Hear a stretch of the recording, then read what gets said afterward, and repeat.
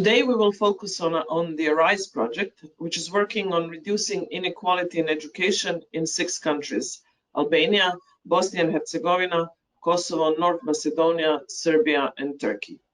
The focus of the project is on children with low socioeconomic status background and improving their well-being in schools, as well as preventing dropout. This is done by supporting schools to develop an inclusive school culture, but also trying to inform policymakers and policy making on good practices and efficient solutions in this regard. Today, we have with us Ivana Cenerić, a researcher and research coordinator at the Center of Education Policies from Serbia, who are a project partner in this project. Welcome and thank you for joining us, Ivana.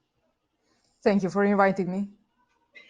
Ivana was one of the lead researchers and a co-author of the ARISE Comparative report, the findings of which we will discuss today. So Ivana, let's start with the first question. What was the aim of the report within the whole project? Well, as you mentioned in the beginning, the aim of the whole project is to address the issues that low SES children and all other vulnerable groups are facing through education. And the idea was to strengthen the capacities of civil society organizations, but through some really reliable data, and for them to be able to provide data-driven solutions for policymakers and for further policy development. The issue is that when we say data, we always think that that is something like super solid and very reliable. But the thing is that basically data is only reliable as you are familiar with the context where it is collected in.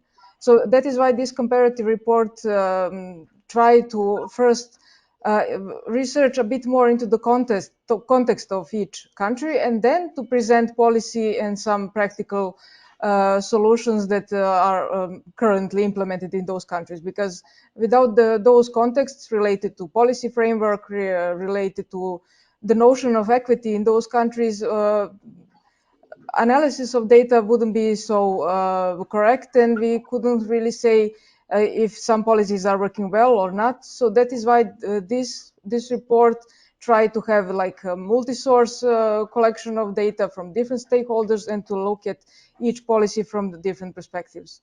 Mm-hmm. As you said, the report is a comparative report that covers 6 countries, which are geographically and let's say in size and the policies they implement quite different. Were there many major differences among them? Well, the differences usually come from, the place of development where the current system is, at this point. For example, in some countries, they started with inclusive education 10 years ago. In some, it's only like very fresh, like a couple of years ago, that it was actually, defined within the legislative framework. So the stages of development are different in different countries, and also different countries kind of look up to different role models when it comes to implementation of new policies. So the ones that are striving to become EU candidates are usually trying to, inline their policy framework with EU policy framework. The ones that are more trying to figure out, their own solutions are more working on some national solutions. So basically the differences are only when you look into very specific country examples, but on general level, the similarities are great in terms of what are the main problems and what are the main barriers. Yeah, as we work in the network in many countries, it seems that the barriers and the issues in all countries are the same. It's just a question of where the level of the problem is. Yeah, it seems that the countries are aware of the situation, and the report states that all countries have at least one major initiative which is trying to fight inequality in education. Still, the list of barriers is quite long. What would you say are which ones would you highlight as the biggest or the most difficult to overcome, let's say? Well, I think the awareness is one thing. Once I was told during the faculty, like, you don't know anything until you start applying it. So the thing is that, yes, most countries are aware and they are trying to apply all the principles of quality education, education for all, but they are still sticking to some very traditional approaches when it comes to financing education of teachers, structuring of education systems. So they're constantly trying to implement new stuff within the very old and very traditional barriers and frameworks. So that usually creates some kind of collision and friction between any kind of new initiative and the existing practices. So many of the ideas that would probably be much more beneficial for equity in education would demand restructuring of the system, not just education, but also financing system. And that is not something that countries are really always, committed to do, or at least they don't have time, because in some countries the reform process is kind of, on um, ongoing, but then it stops and then it changes the direction depending on the political issues. And so there is no, like a reform flow that you can really have some kind of process that is long term and that will bring you to the final goal, because it's always been stopped at some point and then reversed or changing tracks or something like that. Okay, so you would say that the problems are really structural, and the fact that it Yes. cannot, let's say, be completely implemented is the fact that the structure of the education systems, but not only education systems, are not really being reformed. It's Yes. all on the level of what we see above the iceberg part that we see, but not really deep down. You looked also not only at educational policies, you mentioned financial, but you looked at also social policies and health policies. And it seems from the report that this is one of also the main barriers, that there is no communication. Is it the same in all countries between Yes, different? it is mostly the same in all countries, and I think that all countries are now very much aware that they are losing resources on all sides because those three sectors are not cooperating as well. So I think that this project really brought attention to the need to have some kind of really formalized intersector cooperation on this issue. Because in each sector there are preventative measures, there are compensatory measures, there are, support measures of any kind, but there is really no synergy between those measures. So most of the resources are either going to waste or being targeted in the wrong way. Okay. Since we're looking at low SES students, data shows that in some countries, of course, we have large dropout, in some we don't, but that the low SES students are in all countries those who drop out the most, let's say, in plain terms. Is that something that... Yes. Yes, we usually say that it is like a problem of one ethnic group or another ethnic group, but when you eliminate the variable of ethnicity, then it always comes back to low SES. And the thing is that low SES doesn't only mean low material situation of the family, so not having money for this or this. It has many other issues that are coming along with it. So when policy is created, if it addresses only the matter of material support or on, like provision of textbooks or food or something like that, and it misses the whole other component of, not having an environment where to learn in home, not having a supportive family or any other aspects, the policy will only target one small piece of the problem. Yeah. So this is also where the synergy doesn't happen. Yeah. It kind of just looks at the problem from the material point of view. Okay, the report also had several promising solutions. Which ones would you point out to as something that countries can really look into more deeper for inspiration in their own countries?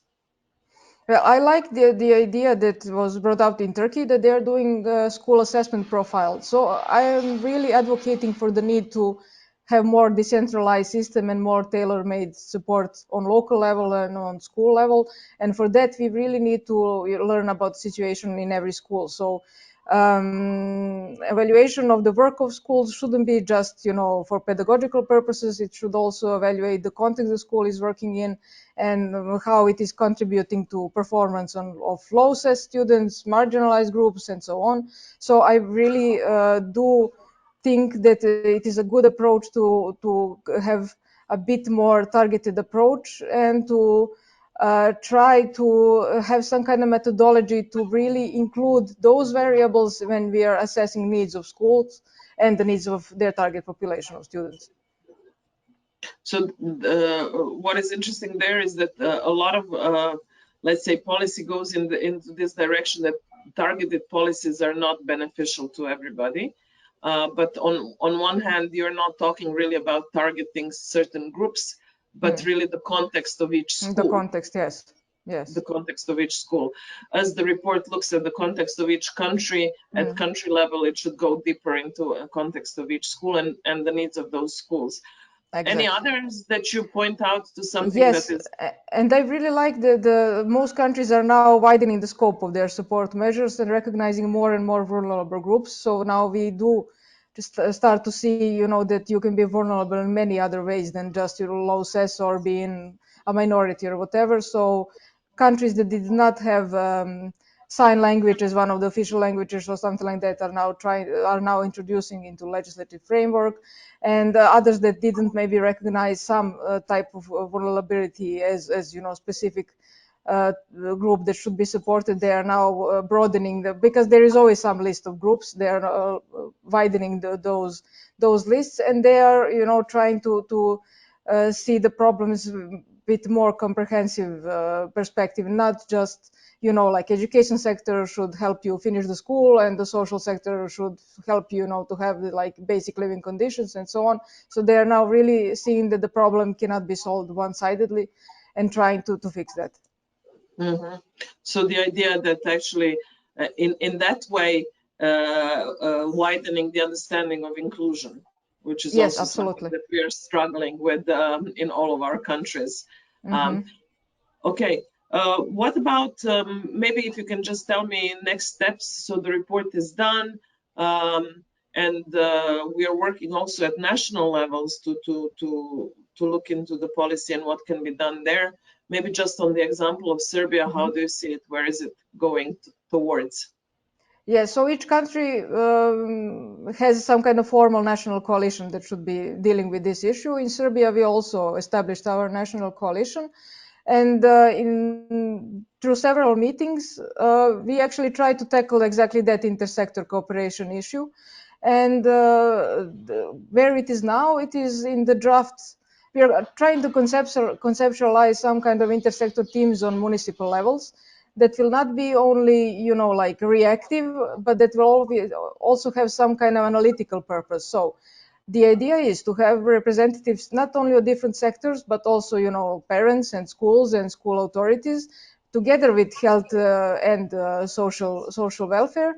But also, if needed, some others could be involved in those teams, like employers and any kind of I don't know, company that could help. So when in certain municipality there is an arising issue that is ad hoc issue, they can work on the solution for those emergent situations. But also on yearly level, they would analyze the situation, and for the next school year, they could then prepare that so many and so many children have a barrier that they cannot access transportation, so many cannot access healthcare, so many have some other issues. So they can also work preventatively, but with like really good planning and situation analysis before it.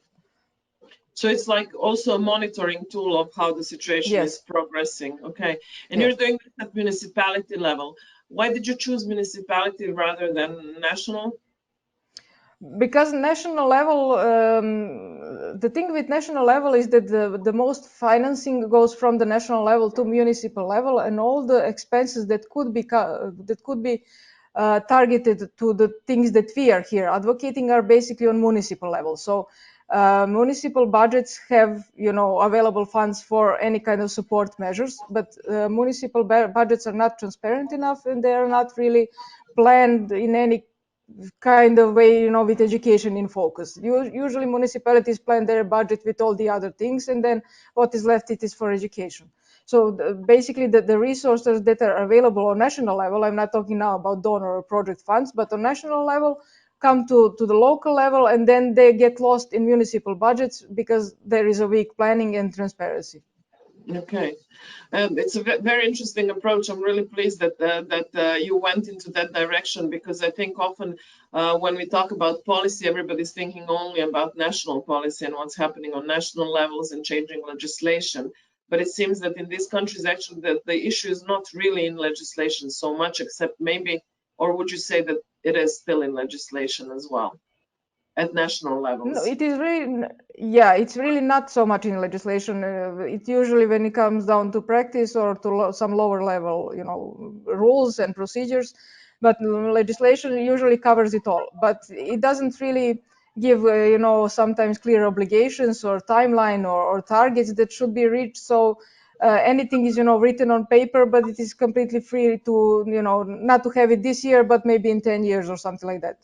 So it is not really operational. For us, it is more like a guiding document with no clear implementation, let's say, plan. Yeah. That is why it's good to, and also because that also gives you the context, I guess, of the municipality, and then this targeted approach schools is much easier than from all the way from the national level. Yeah, for example, our self-governments are divided in 5 categories. So you have like from those that are completely devastated to those that are at, a category that is super wealthy local self-government. So national level, there is absolutely impossible to have one measure that can, compromise all those municipalities. Yes, of course. And then, of course, in countries like Turkey, when we think just about the size of it, it would be even more difficult. I'm just wondering, because you mentioned the Turkish example of assessment of schools. Are they being led by some inspiration from somewhere else? Is it like something that came up just in Turkey, or is it, let's say, a global trend in doing this type of work? I can say that I saw really like a targeted school approach with school assessment profiles. I know, definitely there is a trend on global level to use data to analyze more, specific conditions and to go really into details. But something like this with school profiles, I haven't seen before.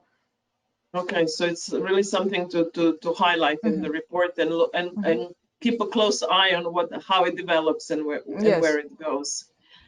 Okay, Ivana, thank you very much for this. After we finish this conversation, you can find the link to the project and to the comparative report in this recording. I thank you, Ivana, again, and we continue with our work on ARISE and all other initiatives that we have in bettering the education in the region. Thank you so much. Thank you, and I'm looking forward to our progress because I think that we can really make some good stuff here. Excellent. Thank you so much. Bye. Bye.